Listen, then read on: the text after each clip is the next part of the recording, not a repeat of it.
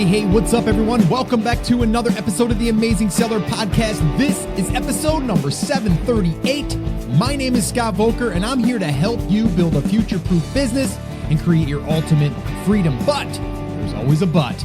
It's up to you to take this information from the show and take action and become the amazing seller of your life. So if you're ready, let's do this. All right, guys, I'm excited because, well, I'm doing another live coaching call here, or at least a recording of a live coaching call that I did with Todd Welch, who also was a Brand Accelerator attendee.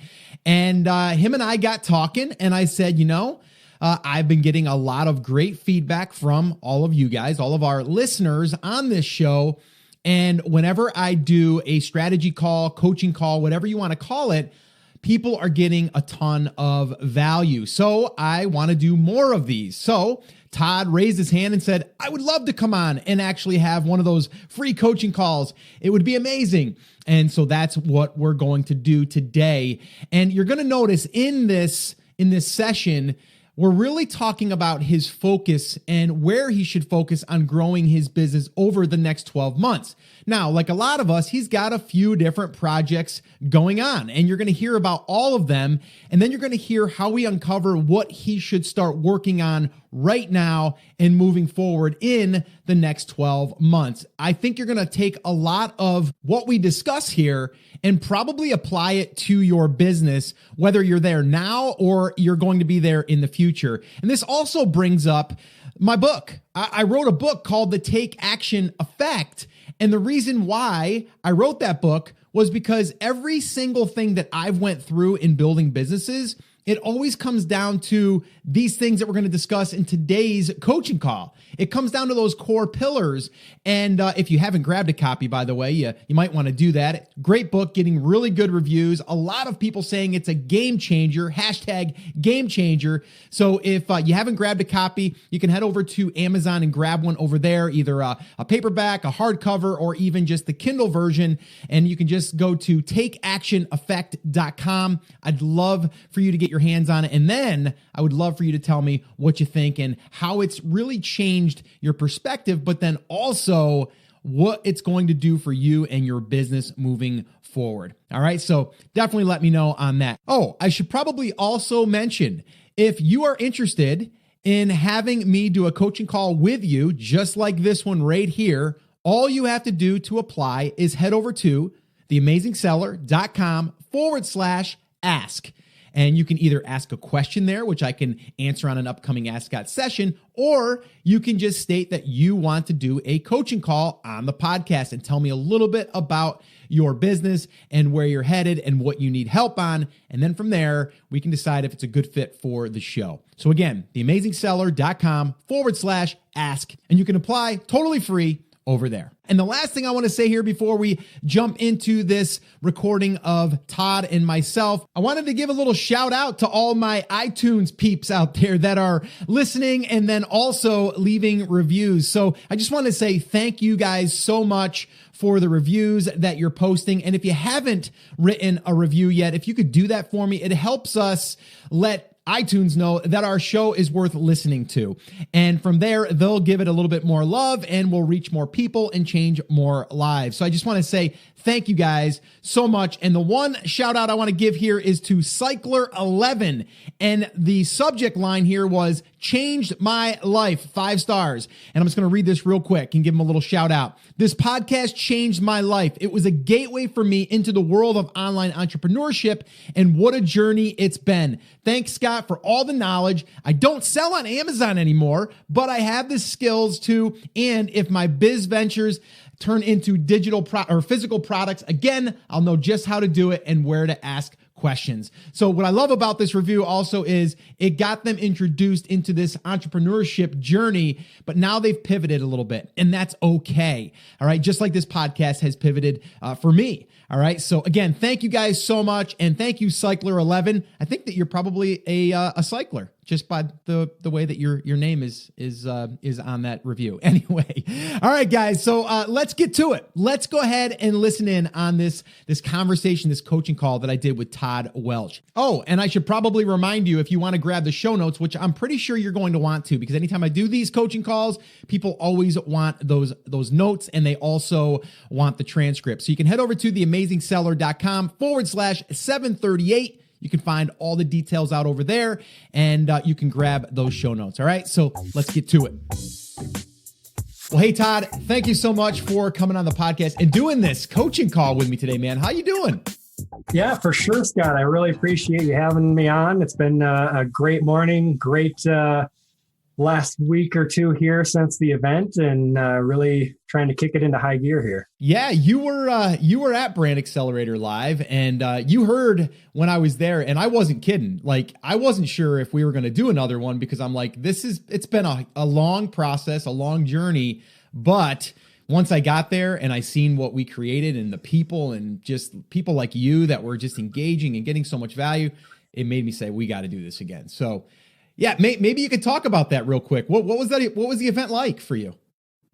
Yeah, for sure. So, it was overall really awesome. I went, the primary driver for me going was really the networking, and you guys provided an awesome opportunity for that, to get together with like-minded people and people that it was just, you could walk up to just about anybody and it almost seemed like you were already friends, even though you'd never met them, just because we're all in similar mindsets and stuff like that. And of course, the content was awesome as well. I got, book full of notes and things like that to do. And really just the networking and the motivation to keep moving forward were the big things for me. So I really enjoyed it quite a lot. Yeah, and you had just told me before we got on here that from the event, you guys made a little mastermind. You guys there at the event, and so how did that all happen? So if someone's listening right now and they do attend an event, whether it's ours or someone else's, how did that come about? Yeah, for sure. So I kind of went into it with the goal of networking. And one of my goals also was to start a mastermind, which I've wanted to have for quite a while. So I took that opportunity. I talked to a ton of people and started asking people at the event, hey, would you want to be in a mastermind? And got 5-6 people. And then those people brought a few more people. So we've got 9 people in the mastermind. Nice. We had our first meeting last night, and what's really nice, since we all met at the conference and we all kind of feel like one big family. Yeah, the trust is like already there, even though we don't. Some of us don't necessarily know each other personally. We might not have met. Sure. But we're all really willing to share our products and our niches and things like that, so we can really dive in. We had a couple deep dives yesterday with 2 of the members and really dove into some of their problems. And yeah, it was a lot of fun, really motivating and helping. And we've got a Facebook group as well, so we can help each other after the calls. So yeah, it's been great. Yeah, I love that. And I think you heard the story. I met Chris in a Facebook group, and then from there, I kind of picked him out as someone that I'd like to network with and kind of meet on a regular basis. So then I reached out to him and a few other people, and then we formed our own little mastermind. I think we had like 6 people at the time, and that's how I met Chris. And here we are, like incredible.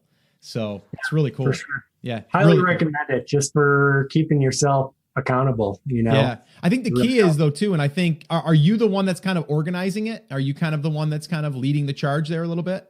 Yeah, I've kind of fell into that place. I always seem to find myself falling into that role. So. But I think you need someone in the group that's like that. And that is helpful, because then it keeps everyone on task. It also keeps the group moving and stuff. So yeah, that's awesome. And I could totally see you, filling that role pretty well. So kudos to you, man. That's awesome. I'm so glad that you guys have like these lifelong connections now just from attending Brand Accelerator Live. So it's amazing. Cool. So, all right. So I invited you on today because You and I have been talking a little bit privately, and you've been asking some questions about, like what areas of your business, where you should go next, like just things that we kind of get tangled up in our own head. And I fall into the same trap all the time. So what I've been doing, I've actually done a few of these now, is where I'll do a coaching call, which I don't do one-on-one coaching currently right now. The only thing I do is my inner circle calls, which is more private, or I'll do at the lake house. I'm going to do some small little intimate group settings there. But I don't really do these, but I decided, you know what, let me do some of these on the podcast. It'll really allow people to kind of listen in on this conversation that you and I wouldn't just normally have. And then we'll see where it goes. And the feedback has been awesome. So with that all being said, why don't we get into it? Why don't we kind of get started? Like maybe give a little bit of a background as far as who are you? Where'd you come from? As far as how'd you get involved in this business? Let's get through that. And then let's dig right in. What do you need help with today? Yeah, for sure. So, I guess looking back, my journey kind of started way back when I was 14 years old, when I got into creating websites, and I created a little website for teenagers with chats and newsletters and stuff. And I ended up making a few $100 a month on that, but that was way back when the internet was just really starting to boom, and that kind of went by the wayside. But that took me into computers, and I really got into computers and programming, networking, and all that stuff. Started my own computer repair business and ran that for 10 years with a partner. Sold that to one of my employees. Didn't make a ton, sold it for $25,000. So I basically got paid for having a job. Right. Was what that was. But I knew it wasn't going to take me where I wanted to go, and that's more passive, quote, passive income. Sure. Kind of things, and to the higher level. So got out of that. And that's about before that, actually, before I sold, I kind of found Pat Flynn, and Pat Flynn led me over to your podcast. And I really got into the e-commerce, selling on Amazon and stuff like that, and now building a brand. So I started out with private label. My first product, which was, I had a camping pillow, and then also a wacky rig tool, which is in bass fishing. Yes. Neither of those I was able to differentiate enough. Okay. They were relatively low price. So I pretty much got priced out of that market by the Chinese sellers and stuff. So they never really took off. So 2 failures, I guess you could call them. But of course, I learned from them. And then I got to get into the wholesale side of Amazon. And that worked out quite well for me. Okay. Had some mishaps with that, with some Amazon loans and some bad buys and stuff like that. So another small failure there, but it's been overall successful. I got a good stable of wholesale products that are selling well, and that side of the business is going well. But my passion is really more in the private label, building my brand. So I've gone back into that with my new brand, which is called High Altitude Brands is the name of that business. And so I have a new fishing rod with that. And that is selling well, about between 5 to 10 units per day now. And so looking to build that brand up and keep pushing that higher up the level. But, also I'm doing the wholesale side of things as well. So that's kind of where I'm at, trying to build that. And then, of course, I also have tried to do some coaching and stuff and helping other people similar to what you're doing. I like doing all those things. So typical entrepreneur, I'm all over the place, trying to do lots of different things. And so that's one of the problems that I run into is focus and focusing on one thing at a time, of course. Yeah, we all fall into that trap. I'm going to be writing some notes here. So if I'm looking down, I'm actually going to be writing my own notes here because I have some questions. Sure. So you currently right now, you have a wholesale type of business is that a separate entity than the fishing business? So it's a separate Amazon account, and I talked with Quiet Light Brokerage, and they said I should immediately separate out those businesses. So I actually registered to High Altitude Brands as a separate business last week. So I'll be separating the books and everything on that because after I talked with them, one of my thoughts is, to push the wholesale business higher and then sell that side of the business to focus on the brand because that's just, I get more excited working on that. Okay, let me ask you this too, because Quiet Light was great there. They were so accessible. I think they had 5 or 6 guys there too, so that was great because everyone had their time. What was there? I haven't really talked to Joe about wholesale side of things. So is there a demand there for wholesale businesses, I guess, is the question. Yeah, I don't think the multiple is as high as a private label business, but they said it was about 2.5 times a year's earnings. Okay. So, okay. All right. What's not too bad. What's your goal there? What do you want to get that up to before you would actually be willing to sell? I'd like to get it up to about $1 million in sales, 1 to 2 million in sales. And that would be bottom line profit of around maybe 18%. Okay. On that. And so if I got it up to $1 million, I'd be able to sell it for around 400,000 to 500,000. If I got it to 2 million, I'd be able to sell it for around that 900,000 to $1 million mark. What kind of work is it going to take to get it to that point? To the let's say to the $1 million point. What's the amount of work? Sure. So I actually had it to selling about 90,000 per month was my peak last year. Okay. Not all of those products were fantastic winners, and I had to weed a lot of stuff out. And that's where I kind of got in a problem because I was focusing on just selling more than my bottom line profit. So I fixed that problem. I think I can pretty quickly get it to that million in total sales mark. I think that's definitely doable in the next 6 months to a year. Okay. And maybe work with Quiet Light to work on selling that. Okay.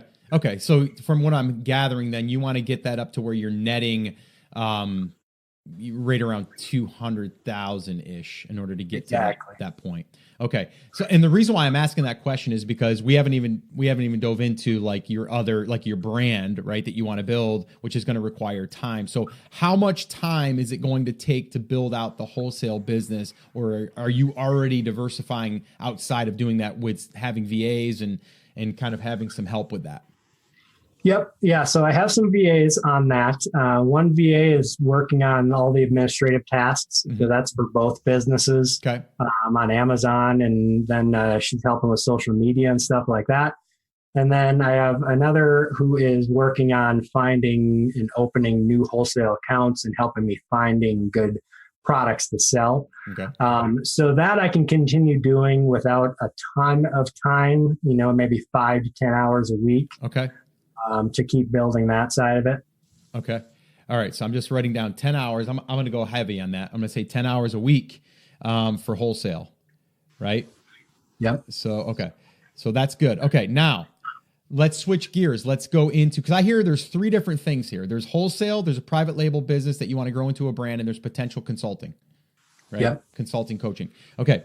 So that's 10 weeks we got dedicated right there to that. And I think that's fair. I think that some weeks could be less, some weeks could be more, but let's just say 10 hours a week is about what you're using there. So let's talk about the private label brand now.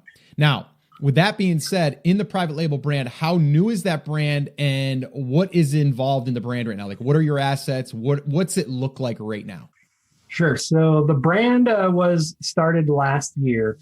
But I had some issues with my supplier when I made a new order after I sold out of the original order, not communicating back with me. So I actually had to switch to a new supplier. So I was out of stock for like 6 months after the holidays. Okay. Got back in stock end of July, beginning of August here. And so it's starting to sell well. The brand has some traction.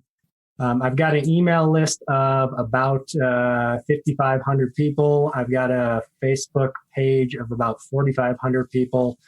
YouTube channel of, I believe, about 1,500 subscribers on there. Instagram is like 1,500 likes. So the brand is building. I've got a lot of good, two-way communication with the people. Okay. Posting a lot of like fishing memes and articles and things like that, kind of doing the reporter route. Yep. And also mixing in my brand in there as well. One of my new products that I'm looking to launch is a fishing reel, which I'll combine with my fishing rod, because right now I'm buying Abu Garcia equipment and packaging with it. Mm-hmm. But I can make my own fishing reel, make it higher quality, buy it for less, and be able to pass that on to the customers. And so I'm trying to include the people in creation of that product to mm-hmm. kind of make it their own. So I've already got people asking me when that's coming out, which is nice. So the community is going good. I've gotten that building and just going from there. Okay. Talk to me about your home base, your website, blog area. Like, talk to me about what that looks like right now. And if you have any traffic, what are you doing on a regular basis to get assets built on that? Yeah, for sure. So I make a lot of YouTube videos myself in the fishing niche, me going out fishing, reviewing products and things like that. And when I make those videos, I transcribe them. I put them on the website. I've done some articles in the past as well. So mm-hmm. I have, that's one of my things that I wanted to ask you about. I have right now 2 websites. Okay. Originally, I had them under 2 different brands. The highaltitudebrands.com is mm-hmm. my business website. And then thebackcountrytrail.com is like the blog site. Okay. I've since merged, not the websites, but I use the same logo on both. Okay. So that I'm representing the brand all the way around. Mm-hmm.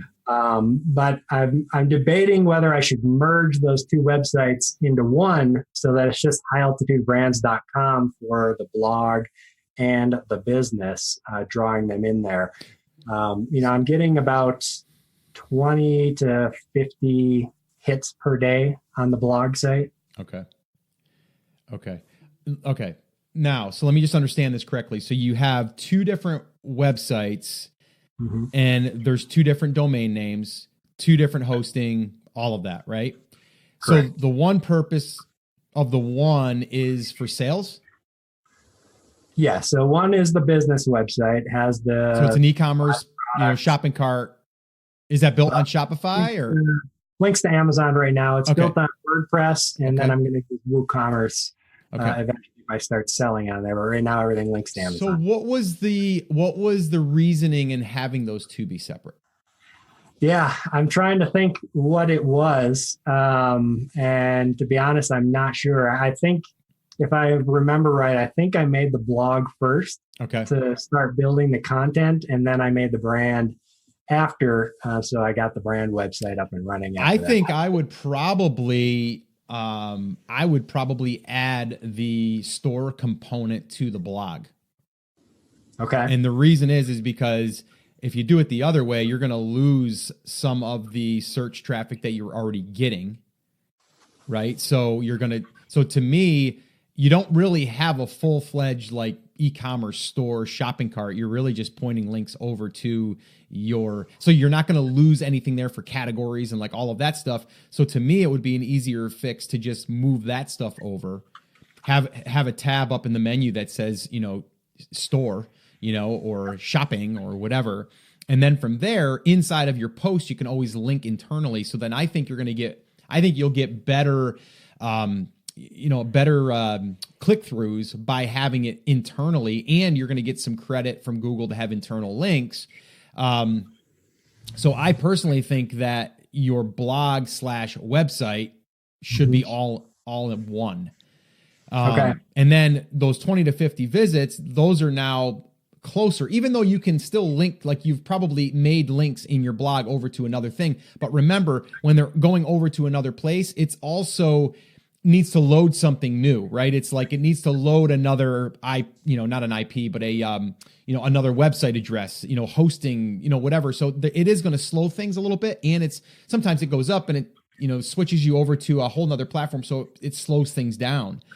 So I would like to see everything internally, and I guess my next question is like how many articles are on the website right now? That is a good question. And how frequently are you posting right now? I try to post every week. Okay. So you try to post, but are you posting? That's the real question. Pretty much. Okay. Now I am. Okay. Wasn't always in the past, Okay. but nowadays I am. I think it needs to be mandatory that you do one a week. For sure. And is it one video per week? Right now I'm doing video. Video is kind of where I shine. I'm not, I don't get excited about writing on blog posts. So here's the thought. I think the video aspect of it is really cool because you're then creating that asset, you're putting it on YouTube, then you're embedding that video. You are embedding that video on your blog as well. Correct. Okay. So you're embedding that over there, and inside of the blog post, you're having that transcribed. Are you also having it edited so that way there it sounds more like you're writing it versus it just being a straight transcript? Right now I'm just transcribing it because it's easy to do with Rev. But I talked with, hopefully I don't butcher her name, but Brannan. Oh yeah. Brandon. Yeah. Brandon. And she is going to set me up with someone who can take that transcript and turn it into a blog post. 100%.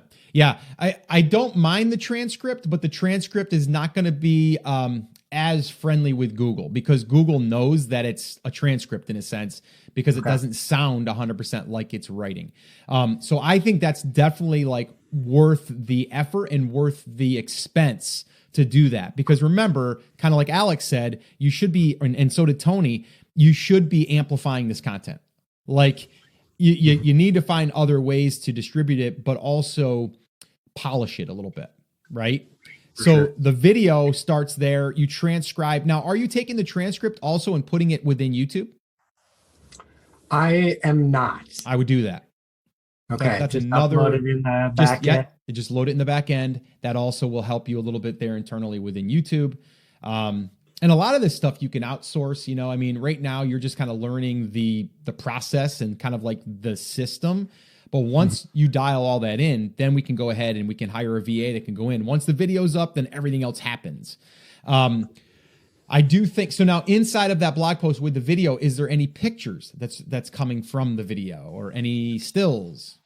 I am not putting anything, but that's a good idea. Pictures. Here's the reason why. Pictures is also another searchable asset. So every image that goes in your post, you want to then title that with a keyword. So this way here, when you're searching for Google images, you're going to pop up there as well. So you get that extra benefit from that. And it just, for SEO purposes, are you using the Yoast plugin? I don't know if it's Yoast. I'm using something, all SEO or something like that. Okay. It's similar. It's probably similar. Yoast is really good because it gives you that checklist and then everything needs to be green. And then when it's green, you're good to go, or it'll show you flags. So if your plugin does that, just definitely make sure it's green at the very end. Okay. All right. The other little nugget here would be and it'll tell you to do this in Yoast. Every single blog post that you put up there, you should be putting a link externally from your website to another authority website.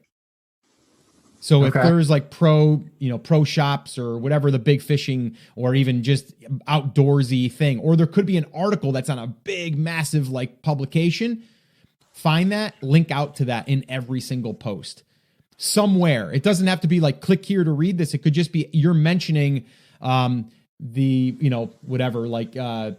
in Montana. And then when you highlight that, it could be like things to do in Montana. It could link over there. That will give you another signal for SEO purposes for doing that. These are just like little things, but they add up over time. And if you're creating the content, why not leverage, this asset that you're building? Why not take it and, give it as much reach as it possibly can have and give Google what they want? Okay. So that's video. Now the other side of it would be like, I think you should be pumping out 3 to 4 articles a week. That's just answering questions, question-based, just questions. It could even be best, like the start with best, like, and it can be product, or it could be best live bait to catch bass. Right. And then that question is going to be like, here's the 5 different types of live bait that you could try to catch bass, blah, blah, blah, blah, blah. And then you elaborate on each one. That's something you can hire out. You don't even need to know that, right? You can just go to iWriter or FreeUp or, any of those places, Text Broker, and then find a writer. Once you find the writer, they're yours. And then you can just keep having them doing it. You're going to probably be $20 to $30 an article. It's about what you're looking at. Yeah, for sure. And that's actually another thing that I talked to, how do you say her name Brandon. again? Brandon. Yeah. About as well. We talked about it at the conference, and she's going to help me out with that as well. So. Yeah, it's incredible. We're actually right now behind the scenes. I'm kind of doing this kind of test case study, just because I love building things anyway. But we're actually doing this exact thing. Like, I want it is to be as little involvement on my end as possible.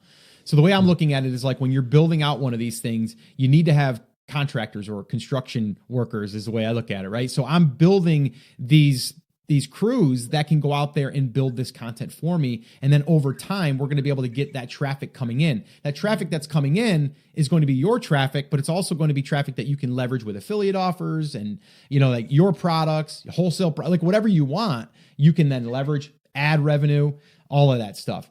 So I think to ramp up your game a little bit, that wouldn't really require much time, is to have at least 2 additional articles that are just question-based. Not how-tos, question-based. Per week. You know what I mean? And I think that'll get that in a routine. So where if you did 1 video per week and then you did all of the other stuff that you do with that video, that's great. But now let's add 2 or 3 more pieces every single week as well. And now we're at like 3 to 4 pieces of content per week. And you can see how that can start to add up over time. And it probably would be wise for you to use a tool of some kind. There's a free one out there called Uber Suggest. That's by Neil Patel. Neil Patel is like the SEO god out there. So that's a good free one. If you want a paid one, the one that I've always used is Longtail Pro, which was by Niche Pursuits, Spencer Hawes. That one. Yeah, so definitely check that out. And guys, if you're listening to this not on a video, I will drop all the links in the show notes to all of these things that we're talking about, because we're dropping some knowledge and some links all at once here. So does that help though, right there with what we just kind of covered? Yeah, for sure. It's all things that I have done some of in the past and I've thought about, but I do need to take action on them, as you would say. Yeah. And I would just spend, like, a lot of people they're kind of like scattered on what to do. Like, your first step is to really figure out what are the 10 to 20 articles that, and the content pieces that you're going to write. And then I would put them in a bucket. I'd say, these are all questions, right? These are all just basic questions that need to be answered. They might get 20 searches a month. They might get 100 searches a month. It doesn't matter, because the 20 searches a month, that technically could be 1,000 searches a month, because there's going to be other ways that people are going to find that long tail.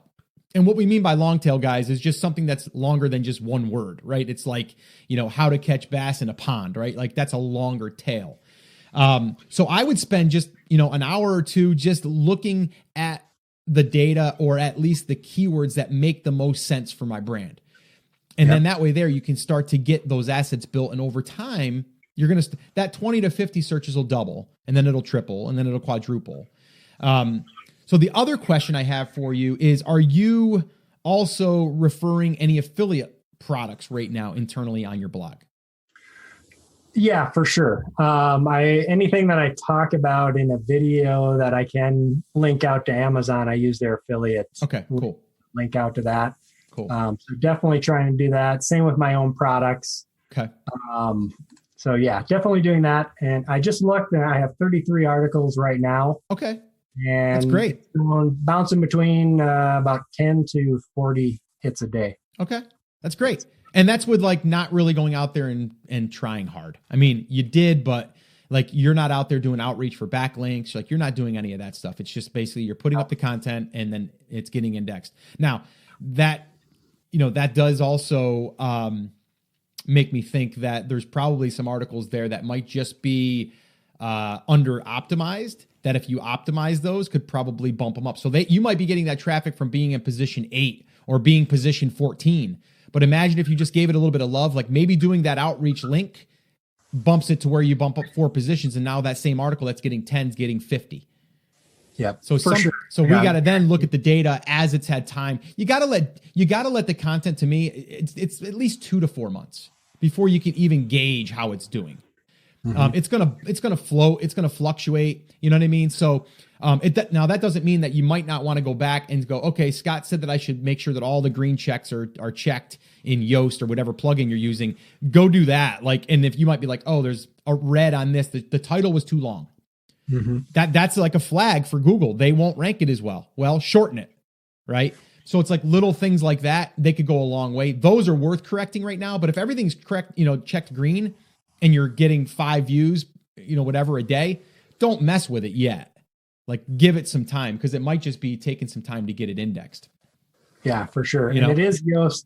It is Yoast that I'm using. Oh, great. And I definitely am guilty of not going through all the CO. Do that. Do that. Need to go back through and do I've that. got a VA that I that's one rule. It needs to be all green before you leave that post. Yes. Okay.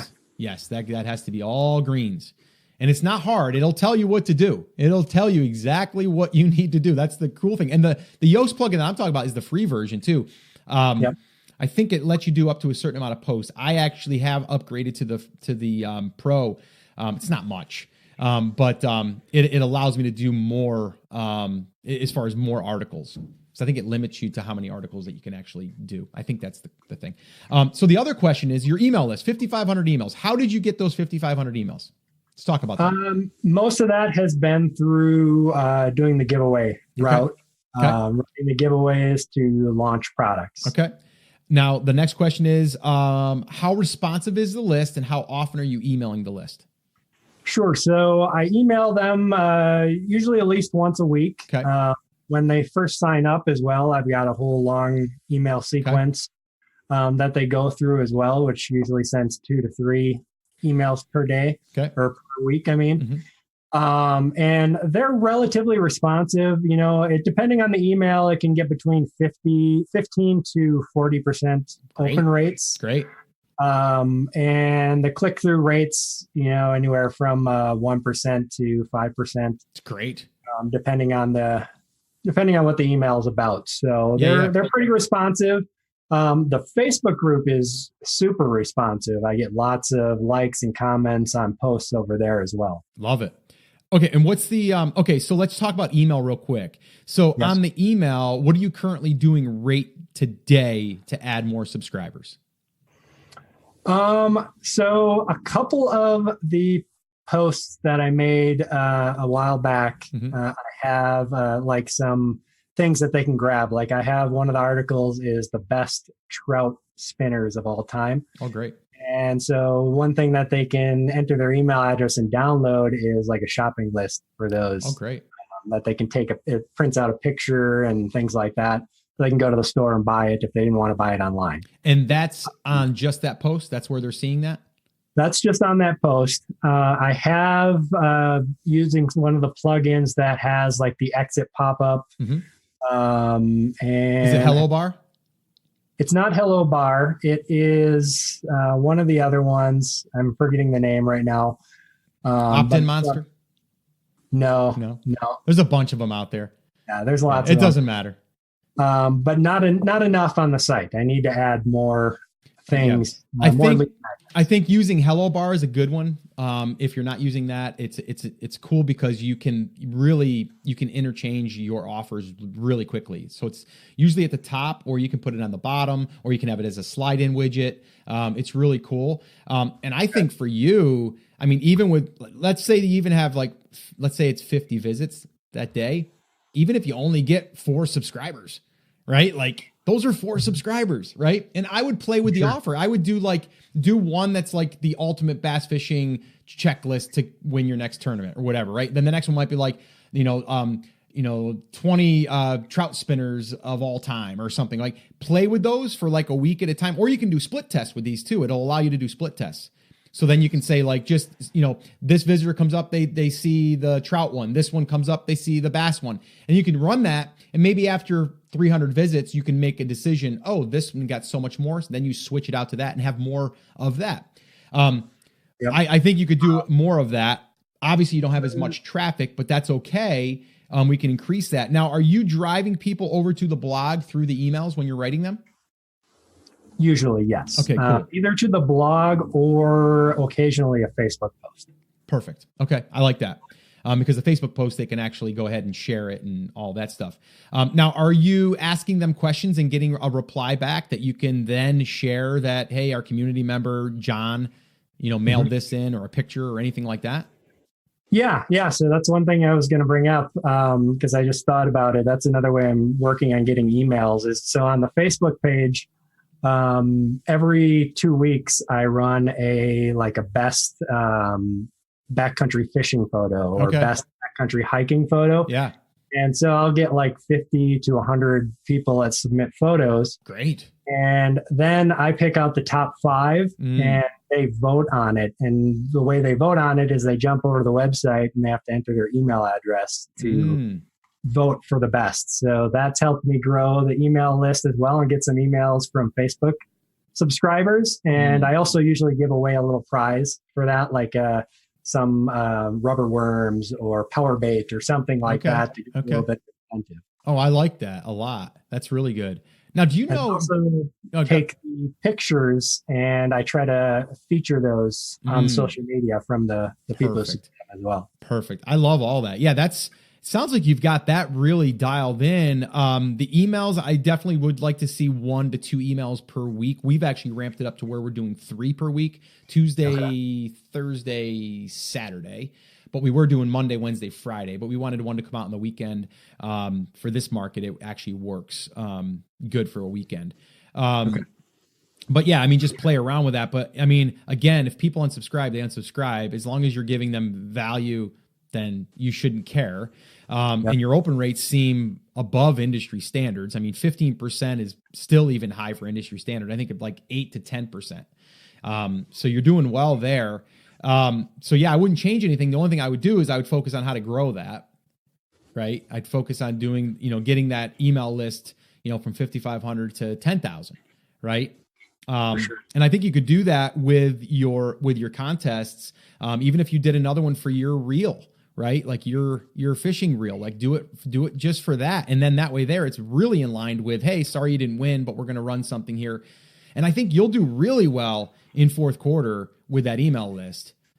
Yeah, one of the things I just did a test. I haven't sat down and calculated the results yet, but I ran a giveaway on Facebook, $200 budget on ads there, and it ended up getting like 880 entrants to the contest. Nice. And then I launched my product to only those people who signed up for the giveaway, because I want to see what kind of bottom line cost per subscriber it is. Yeah. And that way, even if it's close to break even or even a little bit of loss, then I can just keep doing that over and over to build that email list. Well, and that's a tough one too, because I bet if you looked at those 5,500 that you grabbed from a contest you did 4 months ago, 6 months ago, that subscriber, as long as they're still opening and engaging, there's still a potential sale or a gift that they're going to buy for someone. I mean, we have people on a list that have been there since day one, and they might not have bought, until last month, but it's hard to track that. But to your point, if you're spending money on ads, that's when you want to kind of see like, okay, did it at least pay for itself? Did I get these leads for free in a sense? And so what you're doing is smart. Have you gotten the results back from that yet? Or you still got to? It's done. I picked the winner. I just haven't calculated the final bottom line. Gotcha. On Facebook, I think it ended up at about 27 cents per sign up. That's great. Yeah. So, are you encouraging them to share to get more entries? I am. Yes. Okay, cool. So I use a plugin called Gleam.io. Yep. Gleam. Yep. I know it's not your guys's, but I really like that because it's able to direct people to get entries for signing up for my YouTube channel, liking Facebook, Instagram, things like that. Yep. So one thing on that, and yes, I do wish that you used ours, but I'm not gonna hate you for it. I use yours as well. But here's the deal. We do have all those features in there now, so you can share Facebook, you can do YouTube, you can do all that stuff. But here's the deal, and this has become a problem within Gleam that I've heard, is because it's such a well-known plugin that there's sites out there that are scraping Gleam and going out there kind of like they did in the Amazon days, where you're just seeing like, okay, they're offering free product and you're getting more tire kickers than you are active people in your market. So, so just be careful of that, because Gleam is a really well-known tool.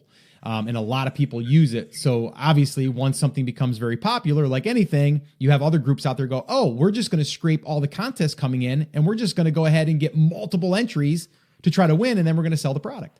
So yeah. So just be careful. And I'm just kind of busting your stones a little bit on the giveaway. Yeah, piece, for sure. And I use your guys' plugin on, because I have a card in all my products where they can register for the warranty. And then on the flip side is to register for a giveaway.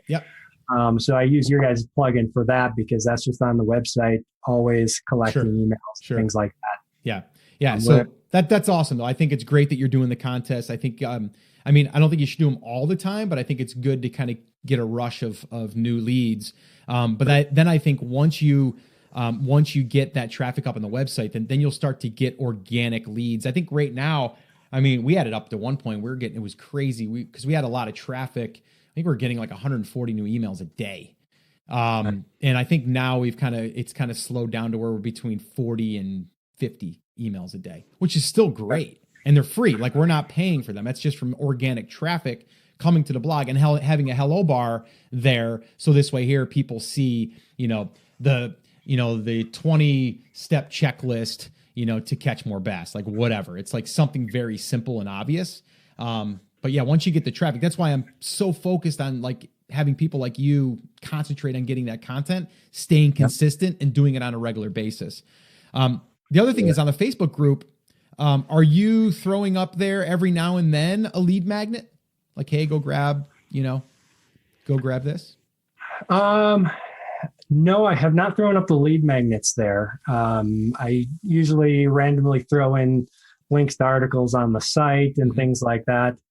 I've actually started also uploading all my videos directly to Facebook. Yeah, that's in addition to YouTube, because I figure I get more engagement that way on Facebook. And plus, eventually when I hit 10,000 likes, I can even run ads on those as well. Exactly. Making them there. Yeah. So. Yeah. No, that's good. I would start to drop in a little bit of a lead magnet though in your Facebook post every now and then, like maybe even like every 3 days, and just drop it in there and go, hey, if you haven't grabbed our, 20 a checklist of 20 spinners, ultimate spinners or something or whatever. I would definitely put something in there, because even though you have 4,500 on Facebook and 5,500 on email, there's a good chance that those 4,500 aren't on your email list. Yep. Right. So why not, and then the same thing with the other one in the emails, you're then also letting people know, hey, we got a Facebook group. You should come over and hang out. John just posted his picture. So you kind of like, you're always kind of moving people back and forth, but that's why you do want to get them on there. The other question is, are you pixeling your web pages right now? Yes. Okay. Yes. Cool. Everything's pixeled for sure. Awesome. Yeah. I mean, as far as like everything that you have going, the only thing I see is the two websites. I would definitely merge those two and make it more of the content side of things. The email list, I would focus on growing that. I would also probably play with other ways to get the email opt-ins on the website. And then from there, I just keep doubling down, man.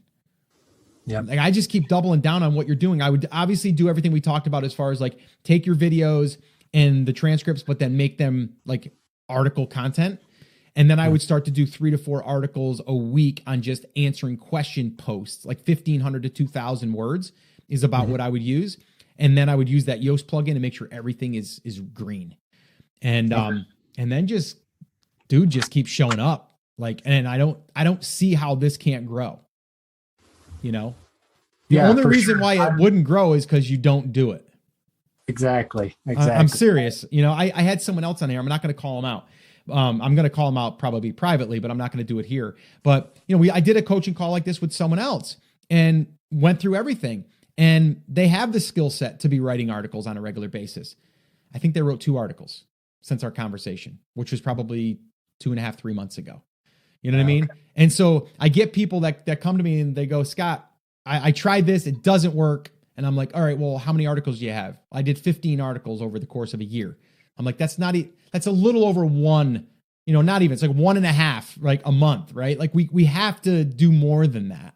And it's like Google rewards for consistency and showing up and then having it optimized properly. But it's common sense too.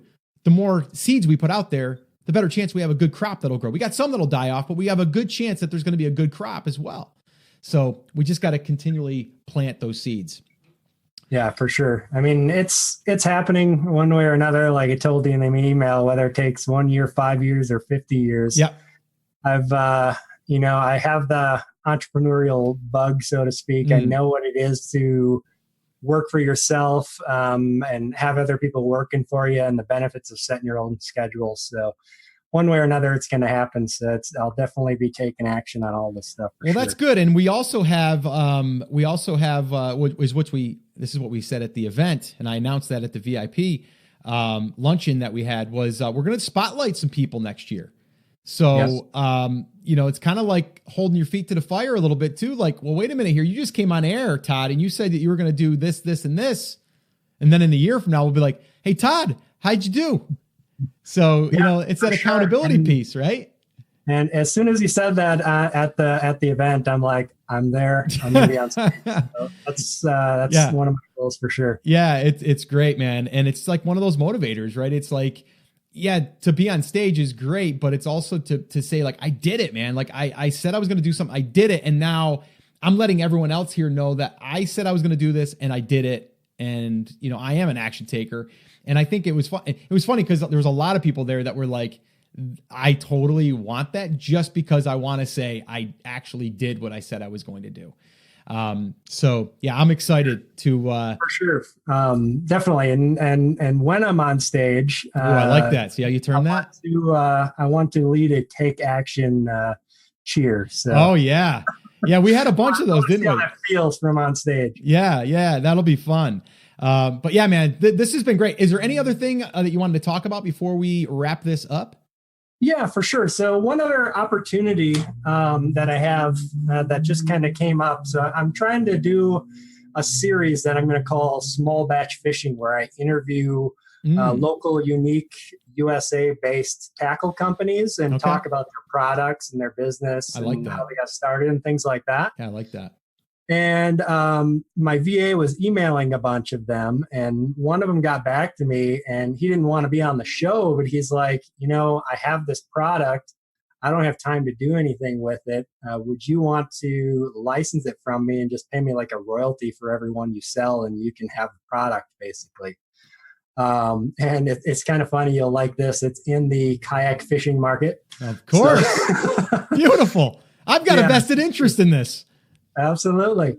So what are your thoughts on that? Because the fishing market is really full, I feel, of people who make awesome products, but don't really have as much business experience or sense on that side of it. So what are your thoughts of working with other people, maybe taking their products to market and things like that? I like it. So by you licensing it though, it could be licensed as your brand. Yeah. Yep, exactly. So it would be under my brand. I would basically own the product, just pay him a royalty of like $1 per unit or whatever we negotiate. Okay. I do like that. And now, is this a custom product that he has created?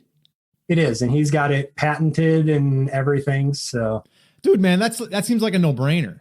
I mean, the only part of it would be like the market. Does the market want this product? Have they used this product? Is there a similar product? That would be my only concern, and really just my research that I would go through to kind of validate that. But if the sign was, yes, like checkbox, yes, then I would go for it, dude. Like that seems like an incredible opportunity, because again, he's like, listen, I don't want to do the marketing stuff. I don't want to build that website thingy, and I don't want to do any of that, right? Like email list, like what is that? Like I just want to either build more of these products, or I just want to go fishing. And like this was just something I did like 5 years ago.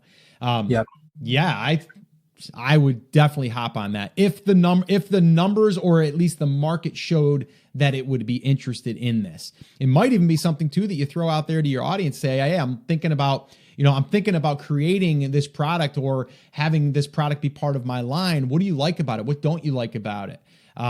You know what I mean? And kind of getting that interest. And that's actually one thing I said to him. I asked him, could we he sent me them, and I'm like, can we do like a tentative agreement? Yes, I'm going to license this from you contingent on you making me like 25 of these and I sell them. And blasting them out to my list, maybe making some listings on Amazon and things like that, and just see how it goes. Yeah, because then also you could even do like a beta round for your community and say, hey, I'm before these hit market, I want to get 25 people to test these. So what I'm willing to do is, they're going to sell for X. I'm willing to let them go for this. But it's for 25. And here's the deal. You have to send me your results, or you have to send me your experience on video. And now what you could have is you could potentially have, even if it's only 50%, you can have 10 or 12 different testimonials about the product being used, that they just caught a fish within 10 minutes of using this thing or whatever. Now you've got testimonial built up before you even go to market. For sure. That's a good idea. Yeah. But I love the idea. The only other question is where is this product made? Does he personally make it, or can it be, can we manufacture it? So that would be the other sticking point. Yeah. So that would be one of the things that I would have to handle, because right now he 3D prints them. Okay. Well, that's easy. So I think it's a little on the expensive side. It's costing him like $9 a unit or something like that. And they sell for about $35. Okay. But I think if we got a manufacturer, you'd probably get that price down to $2.50, $3. Oh yeah. Units. So absolutely. Yeah. No, and again, so 3D printing, I mean, like for you to be able to get a product to market quickly without a high, minimum order, like that's also great. For sure. So I think everything sounds great on that, Todd. I would I'd want to look at the market, see if that potential was there. And if it was, then I would latch onto that for sure. Yeah. And give it a try, and then do the beta, like we said, with the audience. And you might even want to just do like a little bit of an anticipation wait list. So you can be like, hey, if you're interested, enter your email address. There's only going to be 25 spots available, but if you jump on the early bird list, I'll let you know before I open it up to the entire community. And then from there, you can kind of tease it out, some pictures, whatever. And then you can say, okay, on whatever, Monday at 9 o'clock in the morning AM, I'm going to go ahead and open up the spots. And you could do it just like a product launch you would do in like a digital world. It's the same idea. That's the thing too, Todd. A lot of people don't realize, like, we're in like the marketing world, the online digital marketing world, and all of these product launches that you see, like Jeff Walker and all this stuff. It works really, really well in physical products, or just in products or markets that aren't in the internet marketing space, because people aren't like familiar with it. They don't realize that it's not that you're manipulating. You're just like, you're building up anticipation. You're giving proof. You're like, you're letting people in on something before anyone else. It hits all these triggers that we're using that was taught in the internet marketing space, but really it can be bridged over into like stuff like this. And it can work really, really well. Actually, Dave Manley from MMA Bobblehead is using that exact strategy now. He's using behind the scenes of him building this custom bobblehead for a certain fighter. And now he's going to leverage that and build up his following, his email list, but then also sell 100 of them autographed within minutes, right? But he wasn't doing that before. He was actually on to, I'll link up to that episode, guys, if you want to listen to that. That episode was good as well with Dave. Actually, I've got a call with Dave today. I got to do a little bit of an update. He's going to sign another big fighter, he thinks, and we're going to kind of talk through that strategy. Nice. Yeah, it was his podcast that really kind of gave me the push to start creating more of my products publicly. Oh, that's awesome.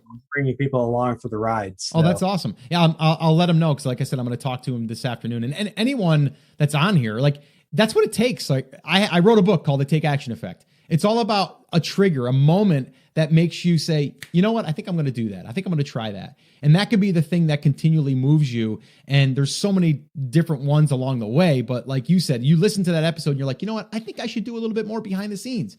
That could be what differentiates you from everyone else in the market. For sure. And like I said, in the fishing market, there's very few people who do the big marketing, like we're talking about here, the content marketing and stuff like that. There's some that are good at it, but most of them, they're fishermen who come up with an awesome idea, make an awesome product, but don't necessarily know how to market it. Yeah, totally. And that's, again, there's a lot of markets that are like that. You just have to understand like what we're talking about, brand building here is really like marketing and like understanding psychology. Like it's all of that stuff that plays into it. Once you understand that skill set, you build it, you can take that on to whatever else you're working on. Yep. So I love it. Sure. Cool, man. Anything else you wanted to chat on before we wrap up this call? Well, just maybe one tip for some of the people out there who might be listening to it. I actually shared it yesterday in the mastermind. It's one of my wins from this last month. So when I relaunched my fishing rod, I reached out to a bunch of influencers on YouTube, like maybe 30 or 40 of them. Okay. Some of them were small, like 1,000 subscribers. Some of them were bigger, like 50 to 100,000. And most of them didn't reply, but I got a few replies from that, a few videos from my product. But what's really awesome is that one of the influencers, a smaller one, he's only got a few thousand subscribers, but he is friends with someone. If you ever watched the History Channel Alone series. Yes. So the season 3 winner of Alone, Zachary Fowler, he reached out to me and said that guy showed him my rod and he wants to have one to feature on his website or on his YouTube channel. Oh, wow.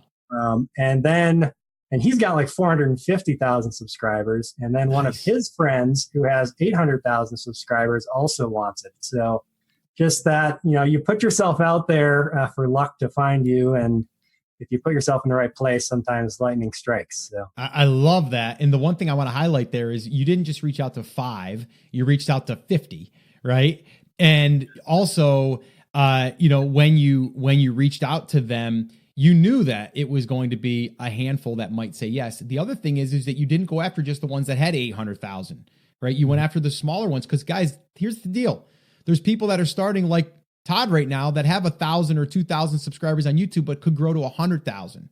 So why not get in early? Why not create that relationship now? And the only thing I would say is maybe they're someone that has a video channel or a YouTube channel and they haven't posted anything in 3 years. That might be one you might be like, I don't think they're in it anymore. Look at the engagement for sure. Yeah. So that's really cool. One little question I have for you that you might be able to help people with. What did that outreach look like? What was the email? What did you offer them? How did that look? Sure. So I basically just went to their Facebook or their YouTube, and tried to find their contact information, get their real name so I could address them by their real name. And then basically just said, hey, I seen your YouTube channel. You have good engagement and stuff like that. I've got this product that might be a good fit. Would you be interested in me sending you one? You can check it out. And if you like it, do a video on it. If not, whatever you want to do. Yeah. So I kind of left it up to them, kind of left it open. I didn't be like, you have to make a video or anything like that. Right. Just threw it out there. And so how many did you have to send out to people? Not too many. I only sent out maybe 5 or 6 of them. Okay. I think 6. Okay. 6 fishing rods. Okay. So 50 outreach possibly, and then 5 you sent out. I think that's great. So then that would be another thing that I would be thinking is like, okay, how do I get someone else to do the outreach for me and continually do 10 a month, right? Yep. And so you get 10 a month, you might land 1, you might land 3, and that right there is a strategy all in itself. And then you can hire that out. So that's another little tip there. But, the thing is, Todd, it's not rocket science here. It's like, it's pretty basic stuff. It's just being consistent, showing up on a regular basis, not taking no for an answer, right? It's like, don't that door is closed. I guess I'm done. I can't go in. Find another door, right? Like, it's just like, find another way to get in. So I want to highlight that. And I want to commend you on your take action approach, really. It's like you said, you're not ever going to work for someone again. Like you've already made up your mind there, right? There's going to be, the things that you're doing right now is going to be in the entrepreneurial space. Something along, it might not be exactly what you're doing right now 5 years from now, but that's what's going to get you to where you're going. So just want to commend you for that. And I really appreciate you coming on and being open and honest with all of this stuff. So, anything else you wanted to give any last little bits of advice? I know you just gave a nugget there, but we're about ready to wrap up here. We're approaching over an hour. That's how these usually roll, though, because I get talking and I get excited. So anything else? Sure. Yeah, no, I mean, I love doing these things too. I love helping other people. That's right. You got a YouTube channel too. Why don't you tell people where they can kind of follow along with your journey a little bit? Yeah, for sure. So I have a YouTube channel. It's Entrepreneur Adventure. You can search that on YouTube or go to entrepreneuradventure.com. A lot of it is on the wholesale side, just basically sharing everything that I've learned there, trying to help others. I got help from you and Pat Flynn, and so I'm trying to do the same. And I get fired up from helping other people as well. So that's cool. Definitely something I want to do down the line, but I feel like I need to build my business first so that I have more of a platform to speak off of. Yeah. No, that's awesome. And it's exactly what I did. And it's the funny thing is that even though you're doing that, you're still building, right? Like I'll never be the one that just teaches something that I'm not still building, right? I'm always playing, I'm always building, I'm always experimenting. That's what to me, that's the fun in it, right? And there's really no like, oh, I made it. I made it to the top of the mountain. It's like you're always trying to find that next mountain. And that's what really drives us. So yeah, I'm excited for you, man. And I will be following up with you though. We'll probably have to do something before we get to Brand Accelerator Live next year, because I want a 6-month update, I think. And then from there, we can re-steer the ship a little bit maybe, and then we can get you going in that direction. So that way there at Brand Accelerator Live, you can come up there and share exactly what you've done. So anyway, man, I want to thank you so much for coming on here, being open, honest, and sharing this, and allowing me to do this coaching call with you. It was fun. I love doing these. So again, man, I just want to say thank you. I appreciate you, and I look forward to hearing from you. Yeah, for sure. I really appreciate Scott having me on here, and look forward to doing the update in 6 months here. Oh yeah, we will be doing that too, by the way, Todd. So you got some work to do. I'll be looking forward to it, taking action. All right, man. Thanks so much. All right. You have a good one. All right. Well, there you have it, guys. Another great coaching call. I love doing these. I never know where they're going to end up. We don't do a ton of prep work, to be honest with you. And the reason is because I want this to be as if you and I were on a coaching call together and we're just kind of digging through and we're kind of discovering things on the fly. Now, the show notes can be found at theamazingseller.com/738. And the reason why I need to make sure that that's very clear is because anytime I do a coaching call, people say, Scott, I really want to grab the transcripts. I want to grab the show notes. I want to take my own notes. So again, I just want to make sure that you have access to those. And the more of these that I do, I'll probably create a special area for these calls. I do have a special section inside of the Take Action Effect little portal. I've got a little learning portal there. So when you grab a copy of the book, there'll be a little link inside there that you can go to. And then there's some free resources in there. And some of those are coaching calls. And then also even some of the podcast episodes that I've done in the past, and some other resources. So again, another little call to action here for you. If you haven't grabbed the book, you might want to head over to takeactioneffect.com. Grab a copy. Let me know what you think. Post a review over there on Amazon. That would be awesome. And I would truly appreciate that. And also, if you haven't subscribed yet to the podcast and you want to get more of these coaching calls and more of this content that I'm talking about here in the upcoming year, all about brand building, then definitely subscribe to this podcast, because we're going to keep going here and it's going to get even better. I've got some things that I'm going to be rolling out and I'm super excited about. All right, guys. So that's it. That's going to wrap it up. As always, remember, I'm here for you. I believe in you and I am rooting for you, but you have to, come on, say it with me, say it loud, say it proud, take action. Have an awesome, amazing day. And I'll see you right back here on the next episode. Hey guys, one last thing I wanted to throw in here. If you guys are not following me on Instagram right now and you want to get a little bit more of, well, the life of Scott. And, it's not that exciting, but I do give some behind the scenes and I do share a little bit more of my personal life and also some of that mindset stuff that I even struggle with on a regular daily basis. So if you're interested in following me over on Instagram, head over to Instagram and just type in @ScottVolker, and then I'll pop up. Go ahead and follow me. And then what I want you to do is send me a direct message. Let me know a little bit about your journey, where you are right now, maybe how you heard of the podcast. And then what I'll do is I'll send you a personal audio message back directly to you. So this way here, we can say hi in person. So go ahead, head on over to Instagram, follow me. I'll see you soon.